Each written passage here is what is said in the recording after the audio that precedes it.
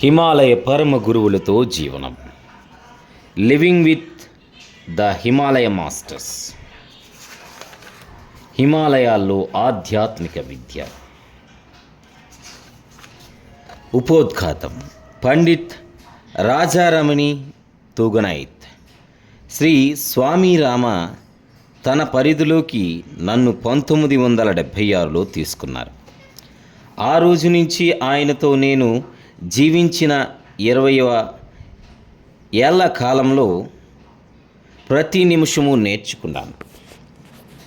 ఇప్పుడు ఆయన తన పార్థివ శరీరంలో లేరు. నేను ఒకసారి వెనక్కి తిరిగి సింహావలోకనం చేసుకుంటే ఆయన జీవితంలో పెనవేసుకున్న పరమ గురువుల ఉనికిని నా ప్రతి ఊపిరిలోనూ ఎంతో ప్రజ్ఞావంతంగా నింపారో తెలుస్తుంది. నిత్యము జ్ఞానము సాధు పరంపరల మీద అభిమానం నిరంతర కెరటాలలాగా నా మనస్సులో హృదయాల్లో నింపారు. నేడు గౌరవంతో కృతజ్ఞతతోనూ నన్ను నేను ప్రశ్నించుకుంటున్నాను. ఆయన నాకు గురువయ్యాక ఇంకా ఏం మిగిలింది సాధించటానికి? నా జీవితంలో నా జన్మ ధన్యమైంది. అత్యంత విలువైన రోజులు. 1985లో స్వామీజీ కోరిక మేరకు లివింగ్ విత్ ద హిమాలయ మాస్టర్స్ని హిందీలోకి నా మాతృభాషలోకి అనువదించిన రోజులు. ప్రతిరోజు సాయంత్ర వేళ ఆ రోజు చేసిన అనువాదం పుటలు చూసినప్పుడు స్వామీజీ ఆ కథలో చెప్పబడని అంశాలు నాకు చెప్తూ ఉండేవారు. ఆయన రాసిన పరమ గురువుల అంతరింగక జీవనం గురించి నేను తెలుసుకొని వాళ్ళ బోధనలు నాలో జీర్ణించుకోవడానికి స్వామీజీ ఈ అనువాదాన్ని ఒక సాకుగా ఎంచుకున్నారని కొద్ది కాలంలోనే గ్రహించాను. నేను ప్రతి సంఘటన ఒక జ్ఞానోదయం కలుగజేసేది. కేవలం శ్రీ స్వామీజీ మరియు ఈ పుస్తకం ద్వారా మాట్లాడే పరమ గురువుల కృప వల్లే వాటిని నేను గ్రహించగలిగాను. Living with the Himalaya masters పుస్తకం స్వామీజీ జీవితానికి, ఆయన ఆధ్యాత్మిక ప్రయాణంకి, వివిధ సంస్కృతులకు గురువులైన వారితో ఆయన అనుభవాలకి రూపం దాల్చింది. మనమందరము జీవిత కాలంలో కనీసం ఒక్కసారైనా ఎదుర్కొనే సమస్యలు చర్చించారు.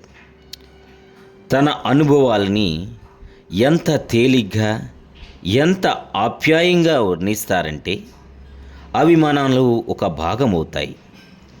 ప్రాపంచిక స్థాయిలో చూస్తే ఈ పుస్తకం మనమెవరమో, మనం ఆనందంగా విజయవంతంగా ఉండటానికి ఏం చేయాలో చెప్తుంది.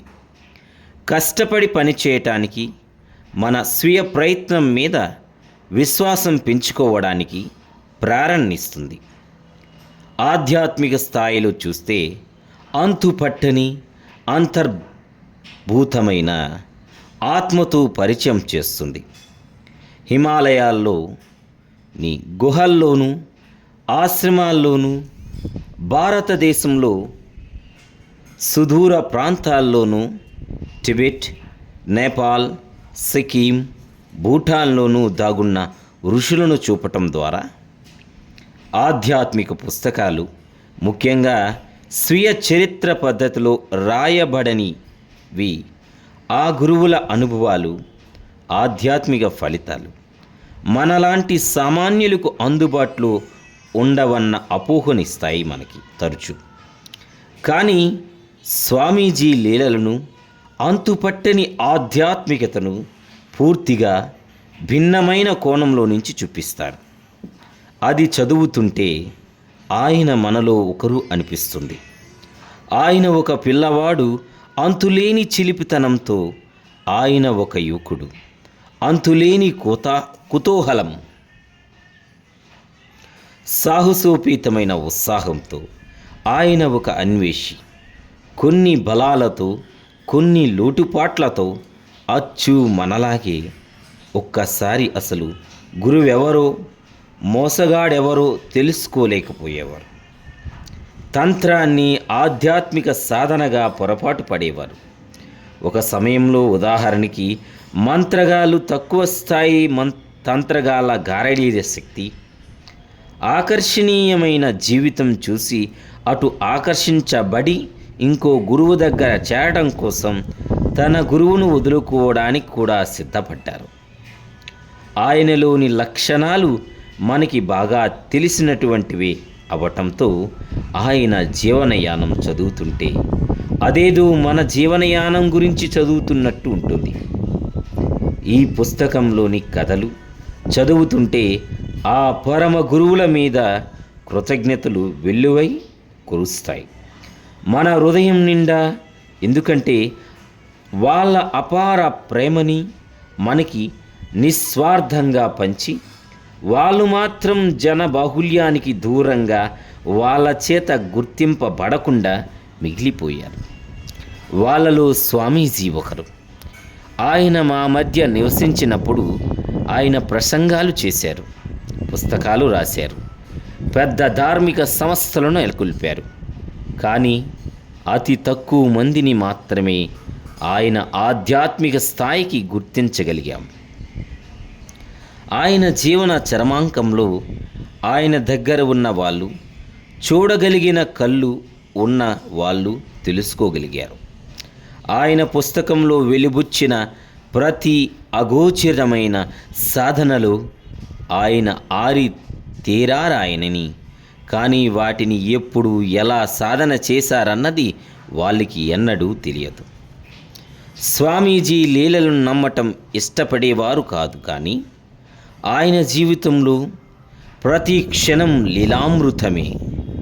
ఆయన దగ్గరికి వచ్చిన వాళ్ళెవ్వరూ ఒట్టి చేతులతో తిరిగి వెళ్ళలేదు.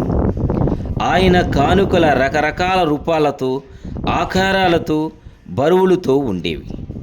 ఆయన పాదాలని తాకగానే ఒక వ్యాపారవేత్తకి ఐశ్వర్యం, అనారోగ్యంతో బాధపడుతున్న వానికి ఆరోగ్యం, విద్యార్థికి జ్ఞానం ప్రశాంపబడేవి. వాళ్ళేం పొందారో కొందరు గ్రహించగలిగేవారు, కొందరు గ్రహించలేకపోయేవారు. ఇప్పుడు నేను వెనక్కి తిరిగి ఆలోచిస్తే ఆయన ఆధ్యాత్మిక చిక్కుముడుల్ని ఎంత అందంగా విప్పారో, అందులోనూ హిమాలయ పర్వత శ్రేణుల్లోనూ పరమ గురువులలో తాను ఒకరన్న విషయం ప్రజ్ఞావంతంగా దాచి తలుచుకుంటే ఆశ్చర్యం వేస్తుంది. ఆయన స్వభావంలో ఆయన పూర్తిగా నెలకొని ఉన్నారు. ఒక ఆకతాయి పిల్లవాడు, ఆషామాషి కుర్రాడు, మర్యాదస్తుడైన యోగి, చతురతడైన మధ్య వయస్కుడు ఆయనలో అతి తేలిగ్గా రూపుదిద్దుకునేవి. ఆయన దృష్టిలో గతం, భవిష్యత్తు లేనే లేవు. ఆయన ఎప్పుడూ వర్తమానంలోనే జీవించేవారు. ఆ క్షణంలో ఎటువంటి పరిస్థితి ఉంటే తను అటువంటి రూపుదిద్దుకుని తనతో ఉన్నవారికి మార్గం చూపేవారు. మార్పు తీసుకువచ్చే శక్తి ఆయనలో ప్రవహించేది. ఆయన గనుక కాసేపు బండలు ఉన్న బంజారులో భూమిలో ఉంటే రాళ్లతో కూడిన ఒక అందమైన పూతోట వెలిసేది అక్కడ. దీర్ఘకాల మానసిక వ్యాధితో బాధపడుతున్న ఒక స్త్రీతో ఆగి మాట్లాడితే ఆమె ముఖం దేదీప్యమానంగా వెలిగి మీద పడిన వయోభారం తగ్గుతుంది. స్వామీజీ దృష్టిలోని పనికి రానిది ఏదీ లేదు. ప్రతి దానికి ఒక కారణం, ఒక అర్థం ఉంటుంది. ఒకసారి ఆయనేదోగా ఉన్న సెప్టిక్ గొట్టం చుట్టూ కొన్ని రాళ్ళు, గులకరాళ్ళు పేర్చి దాని చుట్టూతా కళాత్మకంగా కొన్ని కర్రలు పెట్టారు. దాని ఫలితంగా ఏర్పడిన ఆకారం అక్కడెవరో సాధువు కూర్చుని జపం చేస్తున్నట్టు ఉంది. దాంతో పర్యాటకులు గౌరవంగా దూరం జరిగేవారు. ఆయనకి తుమ్మజీ గురు చెట్లంటే చాలా అభిమానం. భారతదేశంలో వాటిని చాలా అధికంగా పెంచితే అమెరికాలో కొంచెం తక్కువగా పెంచారు. ఒకరోజు నేను ఆయన్ని అడిగాను, స్వామీజీ, మీకు బ్రహ్మజముడు చెట్లంటే ఎందుకంత అభిమానం? ఆయన అన్నారు, ముళ్ళతో నిండిపోయి తక్కిన వాళ్ళ చేత నిర్లక్ష్యం చేయబడిన వాళ్ళని పరిరక్షించే అలవాటు ఉంది నాకు. వాళ్ళు వికసించడం చూస్తే నాకు అంతులేని ఆనందం కలుగుతుంది. నా జీవితం గుర్తొచ్చింది నాకు. 1976 ముందు రోడ్డు మీద కొట్టుకుపోయే ధూళి రేణువులాగా ఉండేవాడిని నేను.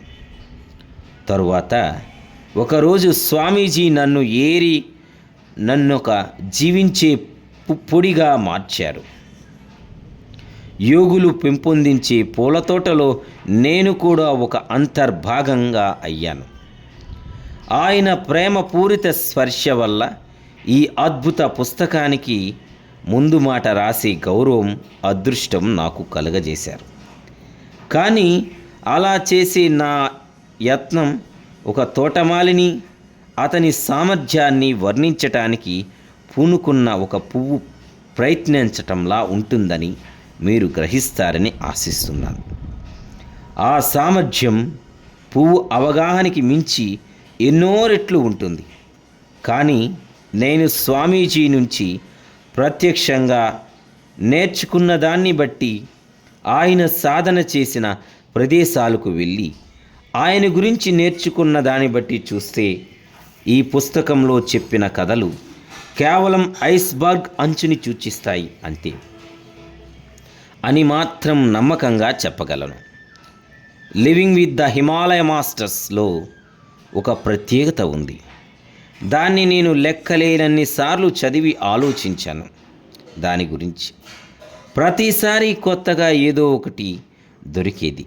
అప్పటి నా పెరుగుదల స్థాయికి అనుగుణంగా సరిగ్గా నాకేది కావాలో అదే దొరికేది. ఈ పుస్తకం ప్రతి పాఠకుడికి అతని వ్యక్తిగత స్థాయి మేరకు మాట్లాడుతుంది. దాని గురించి నా అభిప్రాయం ఏమిటో నేను చెప్పటానికి ప్రయత్నించకూడదు. ఎందుకంటే అలా చేయటం వల్ల నేను మీకు దాని సందేశాన్ని మధ్య ఒక వేలి ముసుగుని దింపవచ్చు. బహుశా దీని పుటల్లో మీరు స్వామీజీ ఉనికిని, తక్కిన పరమ గురువుల ఉనికిని అనుభవించవచ్చు. వీరు వాళ్ళ దీవెనలతో తడిసి మీకేం కావాలని కోరుకుంటే సరిగ్గా అది పొందురుగాక.